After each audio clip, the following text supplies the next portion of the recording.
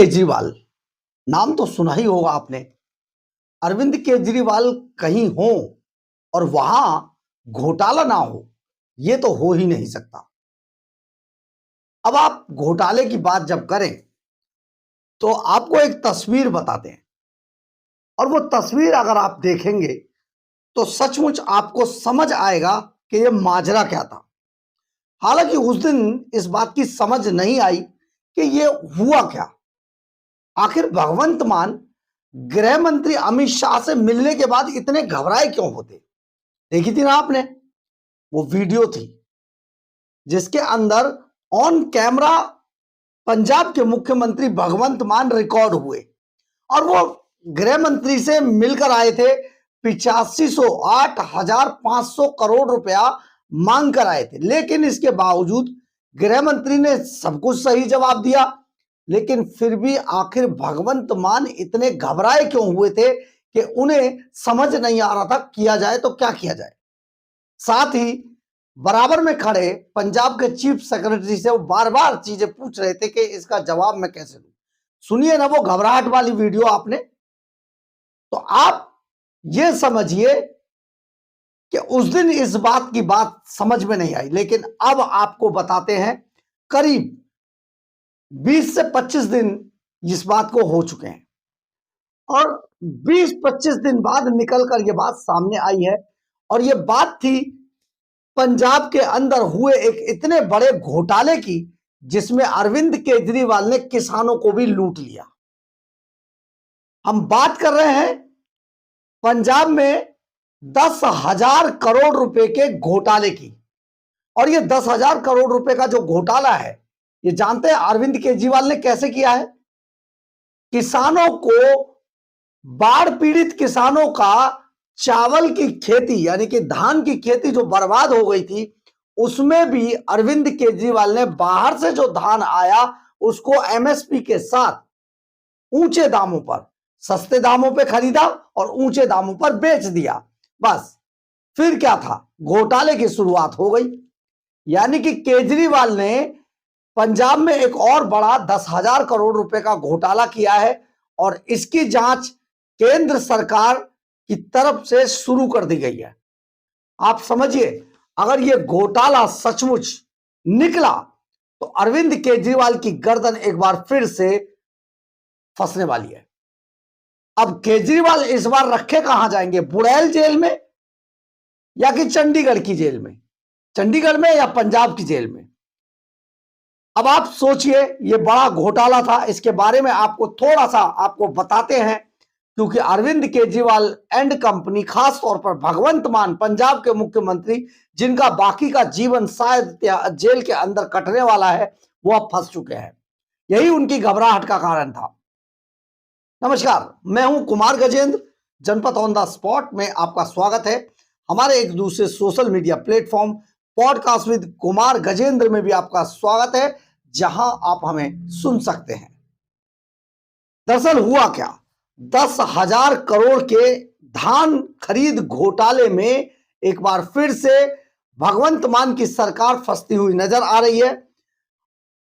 2025-2026 के दौरान ये जो घोटाला है, ये इसको अंजाम दिया गया है। पंजाब की मंडियों में 6,000 से 10,000 करोड़ रुपए की ये फर्जी खरीद दिखा दी गई है। फर्जी खरीद, और इसमें बड़ा सातलाना अंदाज इस्तेमाल किया गया। आप सोचेंगे तो, सुनेंगे तो हैरान रह जाएंगे। फर्जी खरीद में कैसे हुआ, इसकी शिकायत बाकायदा संगरूर के कमीशन एजेंटों और जो कमीशन एजेंट के साथ साथ जो राइस मिल मालिक हैं, उन्होंने केंद्र सरकार को कर दी है। और ये केंद्र सरकार के पास जब पहुंची है ये शिकायत, तो उन्होंने एजेंसियों को इसके जांच करने के आदेश दिए हैं। साथ ही एजेंसियों के अलावा स्टेट लेवल पर भी इसकी जांच के आदेश दे दिए गए हैं। दरअसल हुआ क्या, यह है कि किसानों के नाम पर नकली जेजे फार्म इस्तेमाल कर दिए गए। हम आपको इस खबर के बारे में आपको थोड़ा सा पहले बताएं, इससे पहले एक बैकग्राउंड आपको बताते हैं जिससे आपको ये पूरी खबर समझ आ जाएगी। दरअसल हुआ क्या, आपको याद होगा अगस्त के महीने में, अगस्त 2025 में अचानक पंजाब में एक बांध टूटता है और पंजाब के करीब करीब 23 गांव डूब जाते हैं। और इन 23 गांव में बाढ़ उस वक्त आती है, उस वक्त 23 गांव डूबते हैं जिस वक्त इन गांवों के अंदर धान की फसल लगभग तैयार हालत में खड़ी हुई थी। यानी कि ये पूरी की पूरी फसल, धान की फसल पानी में डूब गई, नष्ट हो गई। करीब करीब 3-3, 4-4 फीट रेता ऊपर से इन पर जम गया और ये फसल खत्म हो गई। आपको याद होगा केजरीवाल ने जिसकी खेत उसकी रेत एक अभियान भी चलाया था जो फ्लॉप शो साबित हुआ। लेकिन सबसे बड़ी बात है, जो धान की खेती थी जो तैयार हालत में खड़ी थी वो बर्बाद हो गई। अब अरविंद केजरीवाल और भगवंत मान का सातिर दिमाग यहीं से चालू हुआ और उन्होंने आपदा को अवसर में तब्दील किया। अब आपदा को अवसर में कैसे तब्दील किया इसके बारे में बताते हैं। धान पूरी तरीके से खत्म हो चुका था, पंजाब के पास धान था नहीं, लेकिन जो अरविंद केजरीवाल एंड कंपनी है यानी कि भगवंत मान जो है, उन्होंने नकली जे फार्म जारी कर दिए। और ये नकली जे फार्म जब जारी किए तो किसानों के खातों में पैसा डाल दिया गया। पैसा जो कमीशन था, कमीशन एजेंटों को, राइस मिल मालिकों को और अधिकारियों को ये पूरा पैसा बट गया। यानी कि पहले वो पैसा कमीशन एजेंट, राइस मिल मालिक और जो अधिकारी थे, पहले वो किसानों के खातों में डाला गया और फिर उन किसानों के खातों में से निकालकर इन सब में ये पूरी बंदरबाट हो गई इस पैसे की। अब यहां पर ये पूरा का पूरा जो घूसखोरी का जो नेटवर्क था, ये पूरा रकम जब बट गई तो ये सारा पैसा बचा गए। बाहर के राज्यों से इसके लिए चावल खरीदे गए थे, राइस खरीदे गए और वे सस्ते रेट पर ये चावल खरीदे गए, सस्ते रेट पर ये चावल खरीदे गए और बाद में एमएसपी के साथ इन्हें महंगे रेट पर बेच दिया गया। आप सोचिए, पंजाब में चावल हुआ नहीं, भगवंत मान सरकार दूसरे राज्यों से, दूसरे स्थानों से चावल खरीदती है सस्ते रेट पर। उस सस्ते रेट पर चावल खरीदने के बाद इन्हें एमएसपी लगाकर इन्हें महंगे रेट पर बेच दिया जाता है और जो पैसा था वो किसानों के खातों में जो थे फर्जी जे फॉर्म जो था उस पर उनमें डाला जाता है और उनसे निकालकर बाकी सारा का सारा पैसा कमीशन एजेंट, राइस मिल मालिक और अधिकारियों में बट जाता है। यानी कि तगड़ा भ्रष्टाचार, करीब करीब 10,000 करोड़ रुपए का ये पूरा घपला बताया जा रहा है। अब इसकी जो शिकायत है, एक राइस मिल मालिक जो कमीशन एजेंट भी था वो केंद्र सरकार से कर देता है। ये केंद्र सरकार में ये पूरा का पूरा कैसे घोटाला हुआ इसकी पूरी रिपोर्ट बनाकर केंद्र सरकार को भेजी जाती है। मंडियां जो हैं वो केंद्र सरकार के अंडर में है और इसीलिए ये केंद्र सरकार को इसकी रिपोर्ट की जाती है। केंद्रीय वित्त विभाग इस पर राज्य के रेवेन्यू विभाग के इस घोटाले की जांच के आदेश दे देता है और सभी जिलों के जो डीएफएसएस जो हैं, जो फूड अधिकारी हैं, उनको आदेश दे दिए जाते हैं कि वो जिला स्तर पर कमेटियां बनाकर इस पूरे के पूरे फूड घोटाले की जांच करें। अब इसकी जो जांच रिपोर्ट है उसकी लास्ट डेट है 13 फरवरी, यानी कि 13 फरवरी को ये जांच रिपोर्ट सबमिट की जाएगी वित्त विभाग को केंद्र सरकार में। अब यहां पर ये पूरा बवाल मच गया है। अगर रिपोर्ट जारी की जाएगी या फिर जमा की जाएगी वित्त विभाग को तो अरविंद केजरीवाल, भगवंत मान की एक बार फिर से चुनाव से पहले 10,000 करोड़ रुपए का जो धान घोटाला है इसकी एक बार पोल खुल जाएगी और केजरीवाल इसमें एक्सपोज हो जाएंगे। जब केजरीवाल, भगवंत मान एक्सपोज होंगे तो ये सभी उसमें धरे जाने हैं, ये पक्का है। परंतु आप यहां पर ये सुनिए कि जब इसी विषय पर पंजाब के मंत्री लालचंद कटारू से इस घोटाले की जांच के बारे में पूछा गया तो उन्होंने साफ कहा कि मुझे इस बारे में कोई जानकारी नहीं है।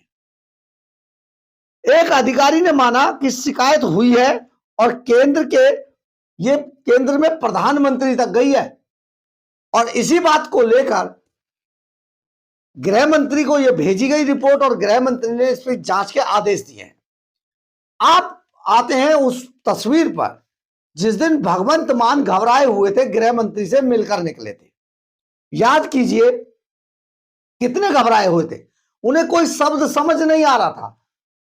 उस दिन की जो वीडियो में भगवंत मान की तस्वीर थी उसका स्पष्टीकरण अब हुआ है।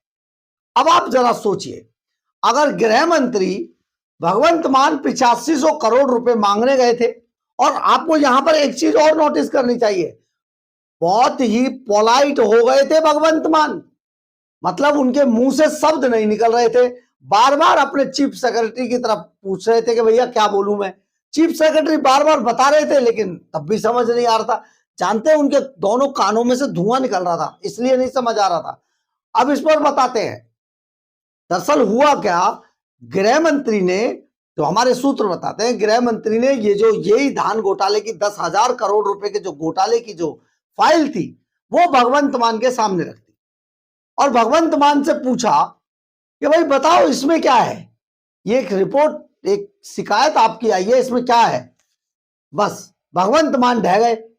अब यहां पर हुआ क्या, भगवंत मान को समझ नहीं आ रहा था ये क्या हो गया, क्योंकि भगवंत मान को जानते क्यों समझ नहीं आ रहा था।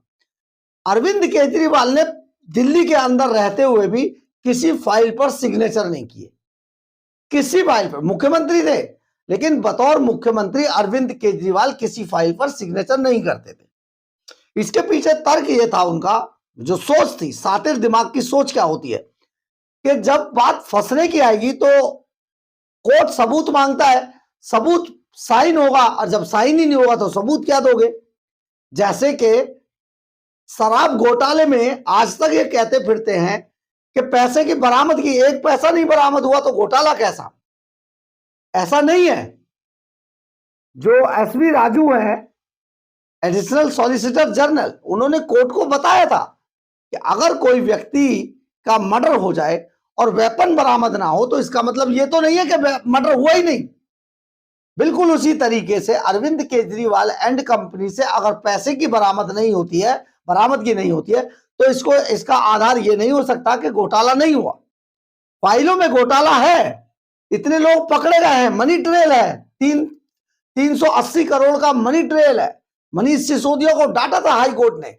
बिल्कुल उसी तरीके से जब ये फाइल भगवंत मान के सामने गृह मंत्री ने रख दी कि आप जरा पढ़ के बताओ ये पैसा कहां गया, 10,000 करोड़ रुपया। आपने बाहर से चावल खरीदे और महंगे सस्ते रेट पर खरीद कर महंगे रेट पर बेच दिए, इसके पैसे भी बांट दिए, एजेंटों में बट गए, कमीशन खोरों में बट गए, अधिकारियों में बट गए और तुमने बांट लिए। इसका क्या करना है। भगवंत मान को समझ नहीं आ रहा था, दोनों कानों में से धुआं निकल रहा था, इसीलिए उन्हें समझ नहीं आ रहा बाहर बोले क्या। ऊपर से दिल्ली के मीडिया ने घेर लिया, क्योंकि पंजाब में तो उन्होंने 20-50 चंपू अपने इकट्ठे कर रखे जैसे दिल्ली में पेरोल पर थे। दिल्ली के 1-2 चंपू तो पेरोल वाले आजकल घूम रहे हैं इधर उधर, जिन्हें नौकरियों से निकाल दिया था संस्थानों ने। आजकल पंजाब में भी ऐसा ही कर रखा है। दिल्ली में जो लोग थे पत्रकार, उन्होंने जब पकड़ा असली पत्रकारों के, जब ये हत्थे चढ़े तो ये बगले झांकने लगे। तो बहुत बुरी स्थिति अब होने वाली है। जैसे जैसे चुनाव नजदीक आ रहे हैं इस तरीके के घोटाले खुलते जा रहे हैं। 13 तारीख को इसकी रिपोर्ट सबमिट करनी है और 13 तारीख को देखा जाएगा भगवंत मान एंड कंपनी कितना माल खा गई। अब क्योंकि हम बात कर रहे थे कि भगवंत मान क्यों डर रहे हैं, क्योंकि अगर घोटाला होता है तो फंसेंगे भगवंत मान। और भगवंत मान को वो तस्वीर बार बार याद आती है जब मजीठिया पट पे हाथ मारकर मूछ मरोड़ कर बार बार कहते हैं, भगवंत माना तू कितने भजना भजले, गोड्डे नीचे मोडा रख देंगे। तो ये जो गोड्डे नीचे मोडा ऊपर से डरा रहा है उन्हें। तो भगवंत मान अब बुरी तरीके से फंस चुके हैं। 10,000 करोड़ रुपए का राइस घोटाला है पंजाब के अंदर, जिसके सबूत अब मिल गए हैं, जांच चल रही है और इसमें बहुत सारे पंजाब सरकार के अंदर घोटालेबाज फंसने वाले हैं। यही कारण है कि आम आदमी पार्टी के तोते उड़े हुए हैं। देखिए कैसे कैसे घोटाले, तभी हम कहते हैं जहां अरविंद केजरीवाल घोटाला वहां। तो आप सोचिए इस चेहरे के पीछे छिपी हुई सातिरता की कहानी कितनी लंबी है। बहरहाल, अगर आपको हमारी ये खबर अच्छी लगे तो आप इसे लाइक, सब्सक्राइब और शेयर जरूर करें। कमेंट्स बॉक्स में अपनी राय जरूर लिखें, इससे हमें बहुत बहुत बहुत ऊर्जा मिलती है। जय हिंद, जय भारत।